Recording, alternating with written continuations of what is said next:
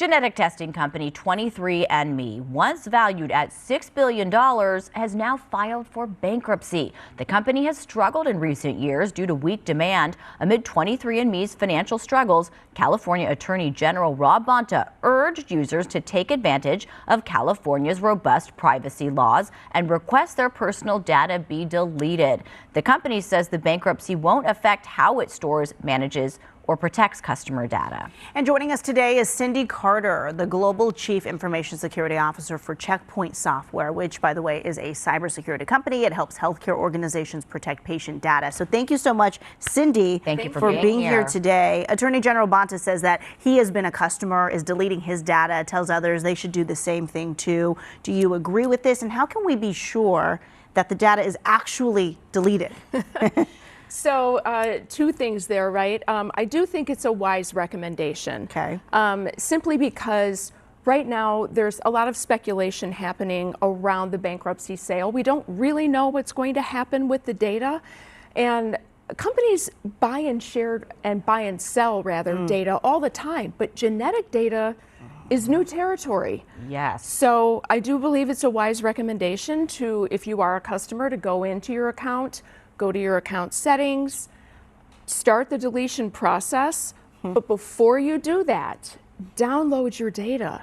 Okay. You've paid for this service. Yeah, you want it. You've submitted your information, you've paid for this service.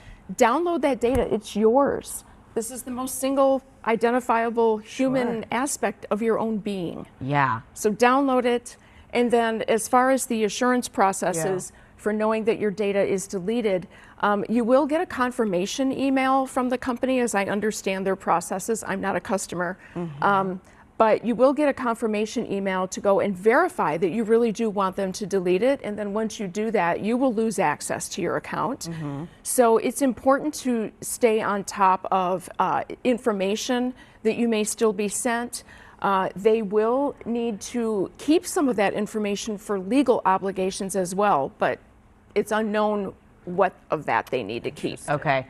So delete, but download first. Yes. Download and delete. Let's talk about the people that have used this. So 14 million people have used 23andMe, and with the company filing for bankruptcy, what if it's on the auction block? What happens to your data, customer data, if you don't delete it and the company is bought? So, as I mentioned earlier, right, data is bought and sold all the time between companies. But this genetic data is a special case. So, if you elect not to, you do need to be aware that the new company may have different privacy practices. You may not agree with. They may have different opt-in options. When, as I understand it, when you use 23andMe services, you may opt in for additional research, make your data available for different types of research. Those types of options are going to be different depending on who acquires this data, who wins the bankruptcy sale. In addition to that, there may be different communication mechanisms that are in place. Just in how you're treated as a customer may be different. This company may have different intentions for the data. So something to be aware of. Absolutely. Previously, there was a data breach at 23andMe, and private customer data was leaked.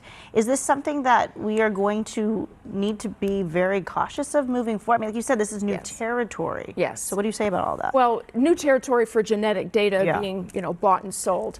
But, our digital health records have been out there for several years now, right, when you stop to think about it. And, we've seen in the news, we've seen other digital health record data be compromised. Do I need to remind anyone what's happened in the last year or so when it comes to healthcare data? So that kind of sensitive data and weak protections that are just the nature of many organizations is just the recipe for cyber risk happening. This type of data is a high value asset for cyber criminals. They, especially with the genetic data and the metadata that's around it. The metadata is the data about your data. So in other words, sort of that color commentary around it, relatives, locations, things like that that can really help paint a picture that are ripe for a social engineering campaign. Think about that. I know, and it could be so accurate that you may not even think that it could be false. Oh, wow. Okay, so, it's crazy to think about where this could go. For where we are now, people are interested in this information and knowing their DNA and figuring out their ancestry. So what is your message to customers, to people who still want to get this data? What should they keep an eye out for? So first and foremost, ask yourself why, right? Do you want to do this out of curiosity? Do maybe you have a family history of some type of health condition that you want to be aware of, right? Maybe trying to do some preventative things. So just make sure you understand your own intent for getting this type of service with your genetic data. And then of course, read the fine print in those privacy practices that those services are going to offer. Make sure that if you are opting in for something that you're okay with whatever could be happening with your data post-service. And I just want to ask one quick question, a follow-up if I could. Do you know if 23andMe is purchased by another company, do they have to tell customers, okay, here is what we want to do. Do you want to opt into this? Do you want to opt out of that? Or can they just do whatever they want now that they have the data? I think that we have to wait for the bankruptcy proceedings to really unfold. There's too much speculation at this point. Okay. I think the legal process has to do its thing. I know the attorneys general are very laser focused on this, as you mentioned.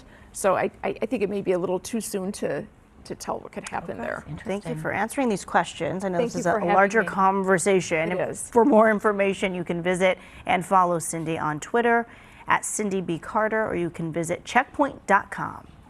Thank you so much. We'll see you next time. We'll be right back.